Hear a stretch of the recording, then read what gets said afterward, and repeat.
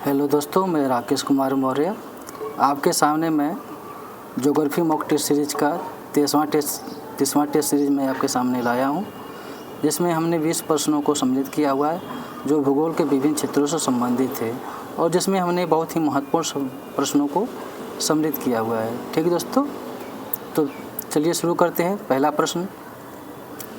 प्रश्न कह रहा है, निम्न में से किस महासागर में ज्वालामुखी उद्गार नहीं होता?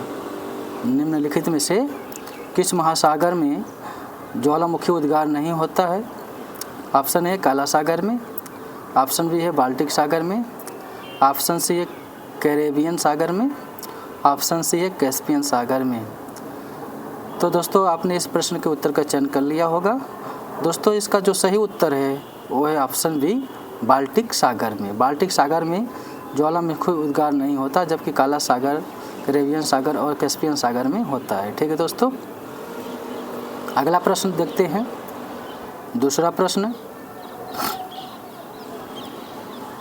प्रश्न कह रहा है दोस्तों, बैरोमीटर में अचानक गिरावट होने से किस मौसम का पता चलता है?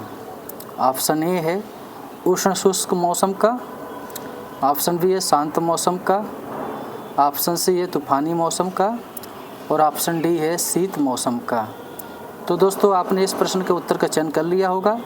दोस्तों इसका जो सही उत्तर है वो ऑप्शन सी तूफानी मौसम का।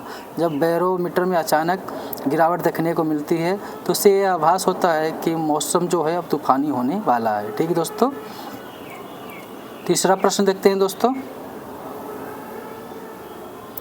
तीसरा प्रश्न कह रहा है, निम्न से किस प्रकार के वनों का क्षेत्रफल विश्व में सबसे अधिक है? निम्न में से किस प्रकार के वनों का क्षेत्रफल विश्व में सबसे अधिक है? ऑप्शन ए है शीतोष्ण पतझड़ वन का, ऑप्शन बी है ट्रॉपिकल वर्षा वनों का, ऑप्शन सी है मानसूनी वनों का और ऑप्शन डी है शीतोष्ण कोणधारी वनों का। तो दोस्तों इसका जो सही उत्तर है वो ऑप्शन डी शीतोष्ण कोणधारी वनों का, जिसको हम बोरियल वन भी कहते हैं। ठीक दोस्तों, चौथा प्रश्न देखते हैं। तो दोस्तों चौथा प्रश्न कह रहा है, निम्न में से कौन सा एक सही सुमेलित नहीं है? ठीक है दोस्तों, ऑप्शन ए है डाल्मेशियन बैंक,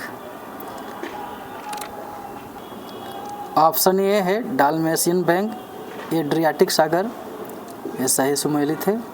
ऑप्शन बी है डांगर बैंक उत्तरी सागर, ये भी सही सुमेलित है।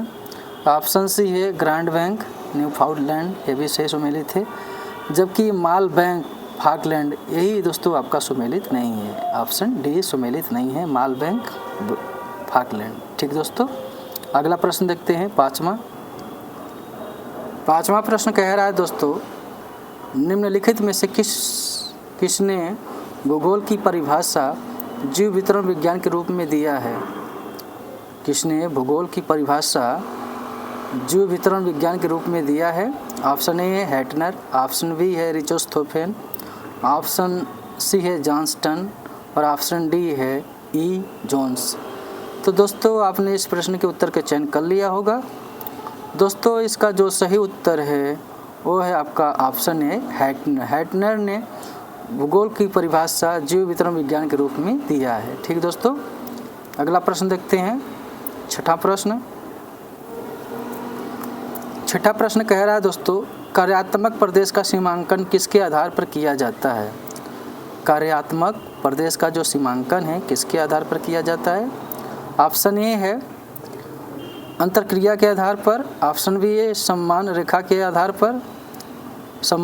आधार पर, ऑप्शन सी है भौतिक विभाजन के आधार पर और ऑप्शन डी है राजनीतिक सीमाओं के आधार पर। तो दोस्तों कार्यात्मक प्रदेशों का जो सीमांकन किया जाता है वह अंतरक्रिया के आधार पर किया जाता है। ऑप्शन ए सही है। ठीक दोस्तों, सातवां प्रश्न देखते हैं दोस्तों। सातवां प्रश्न कह रहा है दोस्तों, मानव प्रजातियों के उद्भव एवं प्रसार से संबंधित खंड एवं स्तर सिद्धांत का प्रतिपादन किसने किया था? ऑप्शन ए है डिकिंसन ने, ऑप्शन बी है टेलर ने, ऑप्शन सी है ब्रून्स ने, ऑप्शन डी है ब्लास ने। तो दोस्तों आपने इस प्रश्न के उत्तर का चयन कर लिया होगा, क्योंकि ये बहुत सारी परीक्षाओं में पूछ भी लिया गया है। दोस्तों इसका जो सही उत्तर है वो ऑप्शन बी, टेलर ने, जी टेलर, ग्रिफिथ टेलर ने। ठीक दोस्तों, अगला प्रश्न देखते हैं, 8वां प्रश्न। 8वां प्रश्न कह रहा है दोस्तों, टेंगा वनों के बारे में कौन सा एक कथन सत्य नहीं है या सही नहीं है? ऑप्शन ए, वन अनाच्छादन पर शंकुधारी वृक्षों की बहुलता है, सही है ये। वन तल साफ होते हैं, ये भी सही सुमेलित है। सी कह रहा है वृक्षों का व्यास बहुधा 2 सेंटीमीटर और 60 सेंटीमीटर के बीच होती है, ये भी सही है।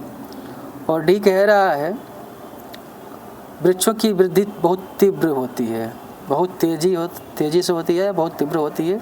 तो दोस्तों यही आपका सही सम्मिलित है, डी, वृक्षों की जो वृद्धि है बहुत तीव्र नहीं होती है, धीमी गति से होती है। ठीक दोस्तों, अगला प्रश्न देखते हैं, 9वां प्रश्न। 9वां प्रश्न कह रहा है दोस्तों, निम्नलिखित में से किसने जैव अनुक्रम की 5 अवस्थाओं का सुझाव दिया? ऑप्शन है R.H. केटर, ऑप्शन बी है सी एल्टन, ऑप्शन बी है सी एल्टन, ऑप्शन सी है H.D. राइज और ऑप्शन डी है F.E. क्लीमेंट। तो दोस्तों आपने इस प्रश्न का उत्तर चुन लिया होगा, क्या इसका उत्तर सही है? तो दोस्तों इसका जो सही उत्तर है वो option D, F.E. Clement. F. Clement ने जैविक अनुक्रम को 5 अवस्थाओं में विभाजित किया है या सुझाव दिया है। ठीक दोस्तों, अगला प्रश्न देखते हैं, 10वां प्रश्न। 10वां प्रश्न कह रहा है दोस्तों, निम्नलिखित में से कौन निम्न अक्षांशों में महासागरों के 300 से 1000 मीटर की गहराई वाले मंडल में सागरी जल के घनत्व में तीव्र वृद्धि को दर्शाता है? ऑप्शन ए है हेलोक्लाइन, ऑप्शन बी है थर्मोक्लाइन, ऑप्शन सी है पाइकनोक्लाइन और ऑप्शन डी है इकोक्लाइन। तो दोस्तों निम्न अक्षांशों में 300 से 1000 मीटर की गहराई पर सागरी जल के घनत्व में जो तीव्रता को दर्शाता है वो है आपका पाइकिनोक्लाइन, ऑप्शन सी। ठीक दोस्तों आप अगर हमारी यूट्यूब चैनल RK जियो वर्ल्ड 0.2 से अगर नहीं जुड़े हैं तो आप ज़रूर जुड़ जाइएगा। हम अपनी यूट्यूब चैनल पे 20 प्रश्नों का एक मॉक टेस्ट सीरीज श्रृंखला चला रहे हैं, आप उस पर ज़रूर आकर देखिएगा। ये आपका 30वां मॉक टेस्ट सीरीज श्रृंखला है और इसके साथ ही साथ हम GIC GDC के हम प्रश्नों को भी हल कर रहे हैं संशोधित उत्तरों के साथ, आप ज़रूर जाके देखिएगा, क्योंकि बहुत सारे उत्तरों को आप हो सकता है प्रश्नों के उत्तर आपको सही मालूम ना हो, तो आप ज़रूर जाइए। और हम बेहतरीन प्रश्नों का एक टेस्ट सीरीज मेखला आपके सामने ला रहे हैं, तो आप ज़रूर हमारे एक बार यूट्यूब चैनल पर विजिट करें। अगर आपको हमारी वीडियो अच्छा लगे तो लाइक, कमेंट और सब्सक्राइब ज़रूर करें और बेल आइकन को प्रेस करें, जिससे आने वाली हमारी सभी वीडियो की सूचना आपको मिलती रहे सबसे पहले। ठीक दोस्तों, 11वां प्रश्न देखते हैं दोस्तों। 11वां प्रश्न कह रहा है दोस्तों, निम्न में से कौन सी एक निर्धन व्यक्ति की लकड़ी मानी जाती है? निम्न में से कौन सी एक निर्धन व्यक्ति की लकड़ी मानी जाती है? ऑप्शन ए है जामुन, ऑप्शन बी है महुआ, ऑप्शन सी है बांस और ऑप्शन डी है आम। तो दोस्तों जो निर्धन व्यक्तियों की लकड़ी मानी जाती है वो है बांस, ऑप्शन सी। ठीक दोस्तों, इस तरह के प्रश्नों का चयन आयोग द्वारा किया जाता है, तो ऐसे भी प्रश्नों को हमने चयन करके आपके सामने लाए हैं। ठीक दोस्तों, 12वां प्रश्न देखते हैं दोस्तों। 12वां प्रश्न कह रहा है, कुकरेल किसके संरक्षण एवं पोषण हेतु चलाया गया प्रोजेक्ट है? कुकरेल, ऑप्शन ए है बाघ, ऑप्शन बी है मगरमच्छ, ऑप्शन सी है गिद्ध और ऑप्शन डी है बत्तख। तो दोस्तों कुकरेल जो संरक्षण पोषण के लिए चलाया गया प्रोजेक्ट है वह है मगरमच्छ के लिए, ऑप्शन बी। ठीक दोस्तों, ऑप्शन बी यह कुकरेल मगरमच्छों के संरक्षण के लिए चलाया गया एक प्रोजेक्ट था। ठीक दोस्तों, 13वां प्रश्न देखते हैं। 13वां प्रश्न कह रहा है, दिल्ली श्रृंखला या रेंज संबद्ध है।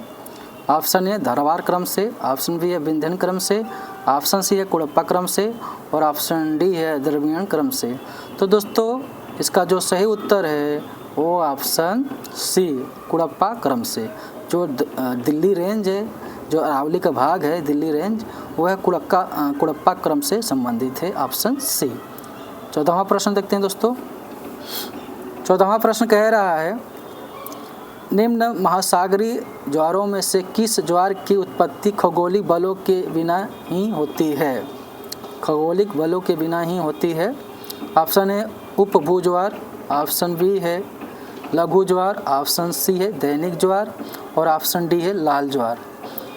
तो दोस्तों आपने इस प्रश्न के उत्तर का चयन कर लिया होगा। दोस्तों इसका जो सही उत्तर है वह है डी लाल ज्वार। लाल ज्वार दोस्तों यह जैविक प्रक्रिया से होती है, न कि आपका खगोलिक बलों के द्वारा। ठीक दोस्तों, 15वां प्रश्न देखते हैं दोस्तों। 15वां प्रश्न कह रहा है दोस्तों निम्नलिखित में से किसने प्रवाल भित्तियों की उत्पत्ति के गैर अवतलन सिद्धांत का प्रतिपादन किया है? बहुत ही अच्छा प्रश्न है दोस्तों। इस तरह के प्रश्न का चयन आयोग द्वारा कर लिया गया या किया जा सकता है। ठीक दोस्तों, ऑप्शन ए है मुरे या मरे, ऑप्शन बी है ब्रुकनर, ऑप्शन सी है डेविस और ऑप्शन डी है डाना। तो दोस्तों इसका जो सही उत्तर है वो है ऑप्शन ए मुरे या मरे ने गैर अवतलन सिद्धांत का प्रतिपादन किया है डार्विन के विरोध में। ठीक दोस्तों, 16वां प्रश्न देखते हैं। 16वां प्रश्न कह रहा है दोस्तों विस्तृत कृषि के बारे में कौन सा एक कथन सही नहीं है? ऑप्शन है इसमें भारी मशीनीकरण है, सही है। इसमें प्रति हेक्टेयर उत्पादन कम है, ये भी सही है। सी कह रहा है प्रति व्यक्ति उत्पादन अधिक है, ये भी सही है। डी कह रहा है यह विश्व में कम जनसंख्या वाले क्षेत्रों में की जाती है। दोस्तों यही आपका गलत है, यह विश्व के अधिक क्षेत्रों जनसंख्या वाले क्षेत्रों में की जाती है, ये भी देखने को मिला। जैसे कि अमेरिका हो गया, ठीक है, वहाँ पे विस्तृत कृषि की जाती है। तो यही आपका अशुद्ध देखने को मिल रहा है डी वाला, जबकि प्रति व्यक्ति उत्पादकता अधिक होती है और इसमें प्रति हेक्टेयर उत्पादन कम होता है, ये भी सही है। इसमें भारी मशीनीकरण भी होता है, ये भी सही है। ठीक है दोस्तों, अगला प्रश्न देखते हैं 17वां प्रश्न कह रहा है दोस्तों प्रतिकूल वातावरण में पनपने वाले पौधे को क्या कहा जाता है? प्रतिकूल वातावरण में पनपने वाले पौधे को क्या कहा जाता है? ऑप्शन ए है क्लाइमेक्स, ऑप्शन बी है फर्स्ट प्लांट, ऑप्शन सी है इनवेंडिंग प्लांट्स, ऑप्शन डी है पायनियर प्लांट्स। तो दोस्तों आपने इस प्रश्न के उत्तर का चयन कर लिया होगा। बहुत ही अच्छा प्रश्न ये है दोस्तों। इसका जो सही उत्तर है वो है ऑप्शन डी पायनियर प्लांट कहा जाता है। ठीक दोस्तों, पायनियर प्लांट बहुत ही अच्छा प्रश्न था, तो इसलिए हमने इसको समाहित किया है। ठीक दोस्तों, कि आप इससे परिचित हो जाएं। ठीक दोस्तों, अगला प्रश्न देखते हैं 18वां प्रश्न। 18वां प्रश्न कह रहा है दोस्तों अरावली पर्वत की औसत आयु निम्न में से कितने वर्ष है? अरावली जो पर्वत है उसकी जो औसत आयु है कितने वर्ष है निम्न में से? 4 ऑप्शन में से।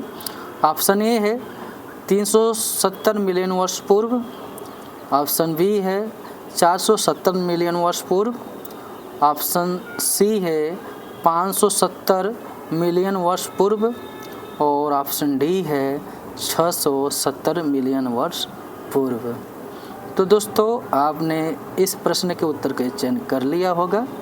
दोस्तों इसका जो सही उत्तर है वो है ऑप्शन सी 570 मिलियन वर्ष पूर्व। ठीक है दोस्तों, अगला प्रश्न देखते हैं 19वां प्रश्न।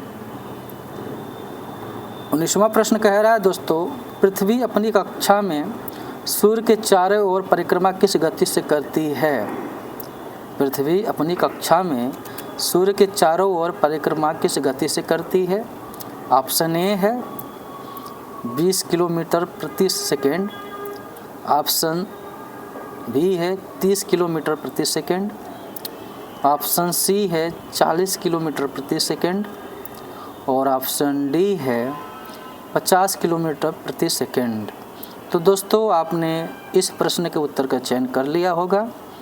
दोस्तों इसका जो सही उत्तर है वो ऑप्शन बी 30 किलोमीटर प्रति सेकंड। ठीक दोस्तों, इस गति से पृथ्वी सूर्य का चक्कर लगाती है। ठीक दोस्तों, इस टेस्ट सीरीज का आखिरी प्रश्न 20वां प्रश्न हम उसको देखते हैं दोस्तों। 20वां प्रश्न कह रहा है दोस्तों, निम्न में से भारत का कौन सा नगर की स्थिति सबसे पूर्व में है। ठीक दोस्तों, निम्न में से भारत का कौन सा नगर की स्थिति सबसे पूर्व में है। ऑप्शन ए है हैदराबाद, ऑप्शन बी है भोपाल, ऑप्शन सी है लखनऊ और ऑप्शन डी है बेंगलुरु। तो दोस्तों आपने इस प्रश्न के उत्तर का चयन कर लिया होगा। दोस्तों इसका जो सही उत्तर है वो है आपका लखनऊ, ऑप्शन सी। अब तीनों ये चारों का अब अक्षांशीय स्थिति देखेंगे तो सबसे जो पूर्व में है वो है आपका लखनऊ पड़ता है। ठीक दोस्तों, तो ये रहा दोस्तों ज्योग्राफी मॉक टेस्ट सीरीज का 30वां टेस्ट सीरीज, जिसमें हमने 20 प्रश्नों को सम्मिलित किया था, जिसमें बेहतरीन प्रश्न थे जो बार बार एग्जामों में पूछे जाते हैं। और दोस्तों इसी तरह का मैं अगला टेस्ट सीरीज आपको जल्द उपलब्ध कराऊंगा पेपर के साथ। पेपर भी उपलब्ध करा रहे हैं, बीच बीच में ये भी करते रहेंगे। आपको अगर हमारा यह टेस्ट सीरीज आपको अच्छा लगा तो लाइक कमेंट ज़रूर कीजिएगा, सब्सक्राइब भी कर दीजिएगा और बेल आइकन जो है उसको प्रेस कर लीजिएगा, जिससे आने वाली हमारी सभी वीडियो आपको नोटिफिकेशन आपको मिलती रहे। ठीक दोस्तों, और अपनी तैयारी आप रेगुलर बनाए रखें, क्योंकि तैयारी जिनकी निरंतर होती है उन्हीं की जीत होती है। ठीक दोस्तों, धन्यवाद दोस्तों।